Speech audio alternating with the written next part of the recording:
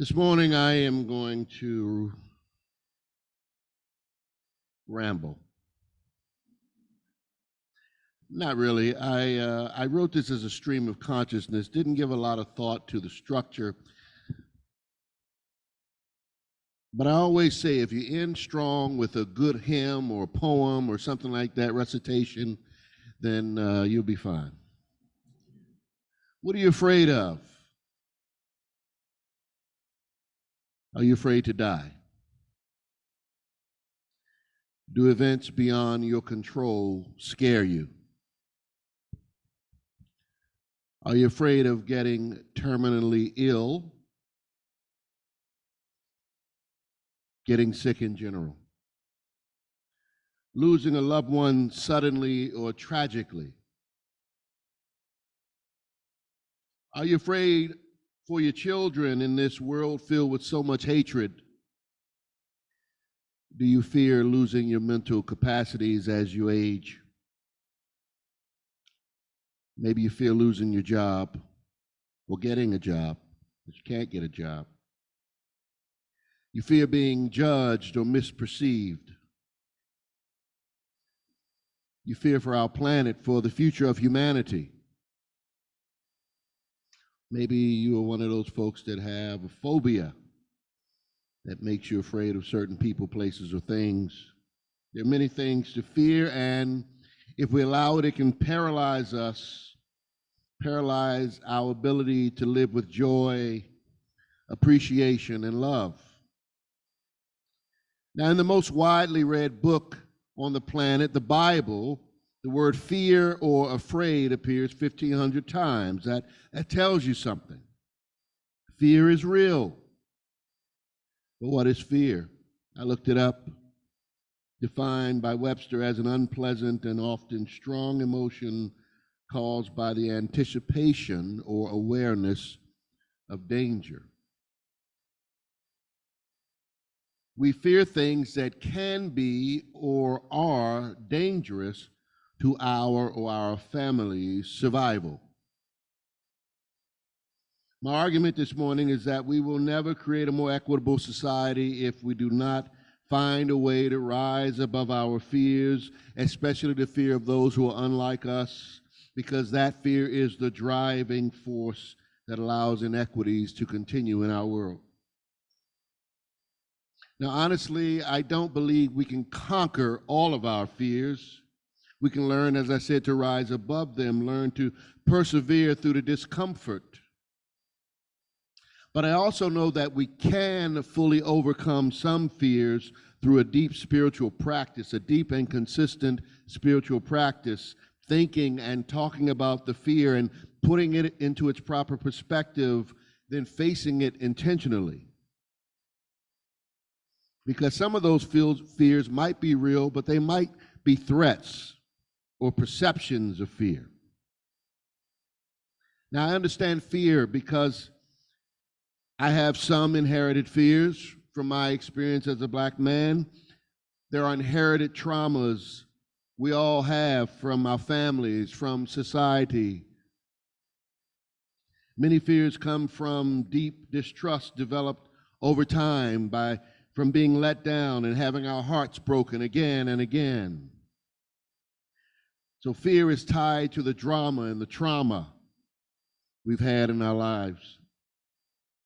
But the real fear from this trauma or drama is that we think that whatever happens, that death or that breakup or whatever that experience is, that it will break us, that we won't be able to recover, that I might lose my mind.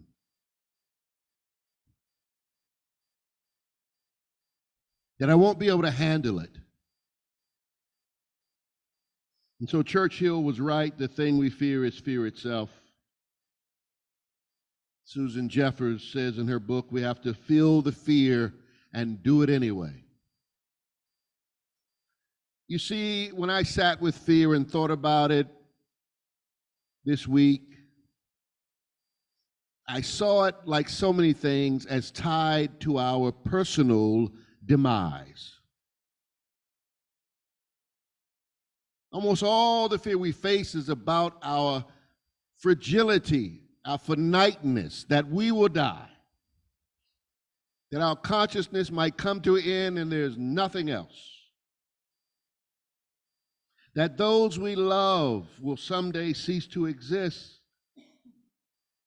And so we have to face this with spiritual courage, to work on the self. That's what bold and compassionate living is all about, to ask those deep existential questions, not about them over there, but about me. Who am I? What am I? Where do I come from? Where am I going? What am I doing? Spiritual contemplation is the key to defeating, conquering fear. It's your path to freedom. And so many are unwilling to undertake this journey because I can tell you from experience, and you know this, you're forced to face your own shadows and demons.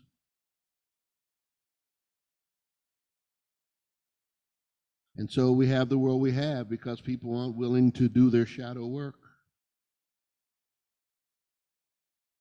But the real quest of life is to know thyself. When you truly know thyself, it's humbling because you really do know others. When you truly know thyself. And one thing I've learned is when you get on that path to know thyself and bad things happen, it doesn't break you. In fact, the breaks become breakthroughs. The lemons become lemonade. And pop psychology likes to say that fear is false evidence appearing real. I've used this acronym. I partly believe it. Part of it's true, part of it is, I guess, not true. So there's some things that are real to fear.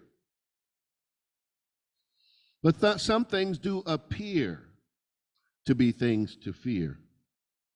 But the odds are that they will actually never happen to you. Like the odds of perishing in a plane crash. Now, some people prefer to drive because of that. They won't fly. But the odds with a plane is 1 in 1.2 million. The odds with a car, 1 in 107. I mean, I think I'd rather fly. That's false evidence appearing real. And when you run the numbers on most of the things that we fear, the odds of them happening to you are less than 1 in 100. For example, the national murder rate, 6 in 100,000. Do the math, that's 0.00006% of the total population. That's your chance. I think 1% would be like 1,000 people. So most in the U.S. could go home, leave their doors unlocked, which I do sometimes when I forget to lock my doors, and nothing will happen to you. Nothing.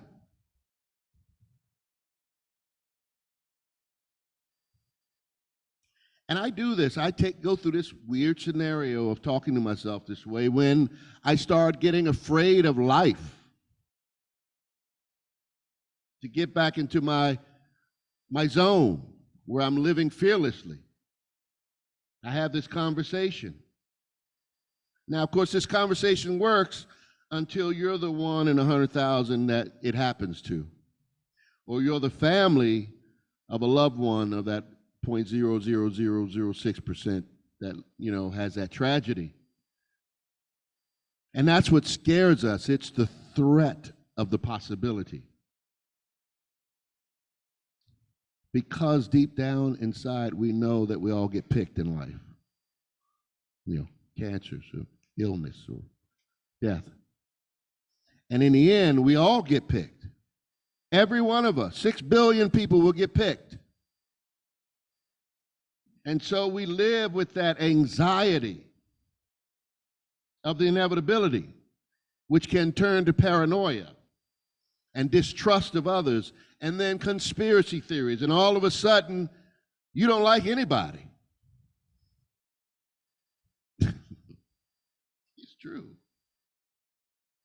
Now, I want to say if you're from a minoritized community like I am in America that's been marginalized, or you're from a war-torn country, the odds are much higher for a tragedy for you, but the same rules apply. The odds are still low, higher, much higher, but still low. Even as there's more trauma, worry, and fear in those communities, the fear is more real in those communities. I get that. The odds are more against you. And medical science, the odds of you getting sick and dying from that anxiety and worry and a heart disease and all that, the odds are much more against you. You can see that there's higher cortisol, which leads to high blood pressure and high oxidative stress, which causes cancer and all these other things. It kills faster than the national average. The fear is real there. That anxiety and worry creates sickness at higher rates. I don't want to make light on people's fears. And that's why as a community we work for social change in those communities to lessen the fear that plagues them. Now, fear comes from that primal need for survival and our inability to embrace a higher spirituality that would lead us to seeing our common humanity is what is lacking. We tend to succumb to the primal animal nature. The primal animal nature, when attacked or blamed, lashes out. When it is cornered, it lashes out in fear. It tends to erase than embrace. Because embracing as a challenge to the fear you feel is the work. It's our key, it has been our key survival mechanism, actually. When we work collaboratively, we survive better as a species. We've made it this far in our evolutionary journey through collaboration and cooperation. When we destroy ourselves, it creates a lot of fear energy in our environments. And we just keep on annihilating in a vicious cycle. That's interesting. You go to antonyms for fear, and it's courage. Anastasia mentioned brave, being brave this morning. Some other words, confidence, audacity, assurance, encouragement, boldness, faith. These words vibrate so much good energy. They're productive and collaborative. They're communal. And these words call us to fix that which is broken, including the fear that tends to invade our spaces, because fear keeps us from being able to build beloved community. Fear shrinks us. But like our faith, Unitarian Universalism, we're called to live bold and compassionate lives. That's a courageous kind of living. That enlarges us. It gives us more capacity for love. I'm so glad Reverend Fred is here this morning because I have a little story. He told me a story years ago I'll never forget about how the threat of fear can shut us down. There was this big snowstorm coming to this area. And you know, everyone was watching the news and looking on social media. I'm not sure they had social media back then, but everyone was looking. And so everybody, you know, they started closing the schools and canceling programs. Everybody went and bought up all the toilet paper. But the snow never came. And so the headline in the newspaper the next day said, "The threat of storm shuts down city." It's often the threat we fear and not the actual thing itself. The threat is what's contagious. We all get sort of amped up from the threat. We all get infected by the fear. We lose our capacity for joy and appreciation. And social activist Mark Siegel says that fear spreads faster than bacteria. And it's true. You remember the DC sniper. He had all of us afraid to pump gas, targeting people randomly. And that really unnerved us, the randomness of it all. I remember I waited as long as I could to go get gas there at that time. We were all looking for that white box truck. And there was no white box truck. It was something like one of these old Chryslers. But we were all looking for the old white box truck. And some days when I had to go get gas, I would get out there, stick it into the tank, and get back in my car. But then I knew I was living in fear, and so I would say, no, I'm going to stand outside of my car. And I would. I'd stand out, but the whole time I'd be looking around for that white box truck.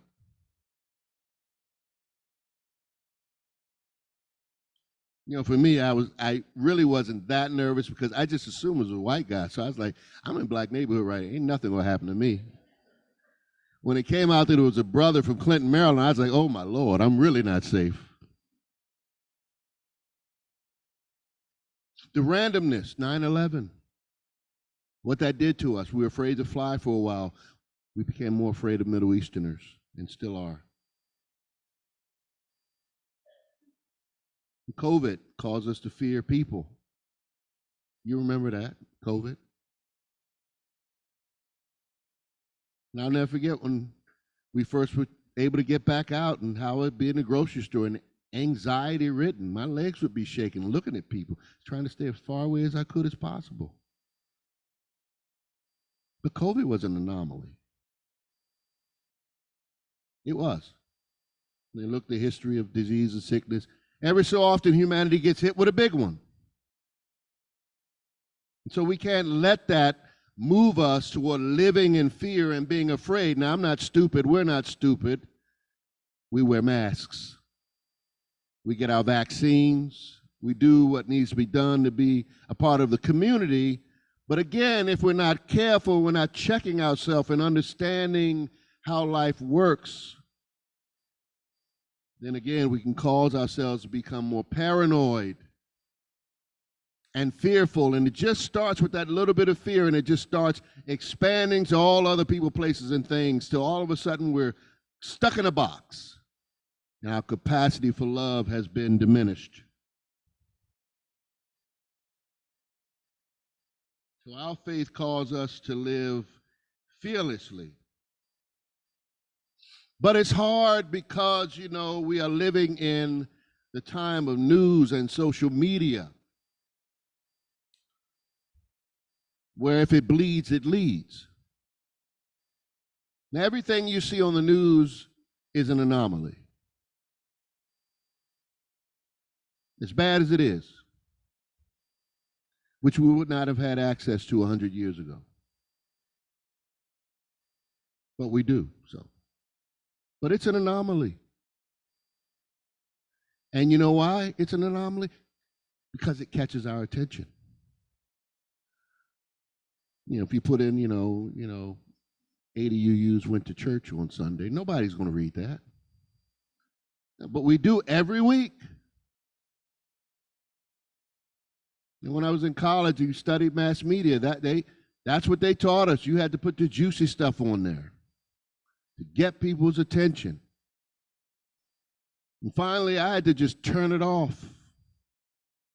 Knowing what it was doing, it was programming me to fear and to not like other people. And it really got worse in 2008 when Barack Obama became president. Oh, they took his middle name and they were like, oh, he's a Muslim, tying that back to 9/11. And it just has been a horrible, in terms of fear, a horrible 10 years. Fear, fear, fear everywhere.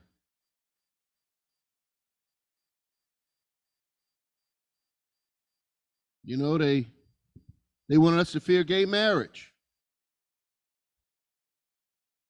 And the world just keeps chugging along. And they want us to fear social democracy, you know, when you have health care for all. Everything seems to be fine. 21 million people signed up. I think people need it. And they just keep going after us with fear. They want us to fear China. But, you know, Americans are going to keep buying the stuff made by China. We just keep buying it. They want us to fear, you know, artificial intelligence. You know, I told you the Terminator society was going to get us. It will never end. It never stops. The only way it stops is if you stop it. And then we elected in 2016 the first fear-based president in the country who uses fear as a tool for white supremacy. And it's tearing the world apart. It's controlling one people with fear. And you know what the fear is? I have to name it this morning. It's fear that the minority populations in the country will become the majority. Boop. Say that to your friends.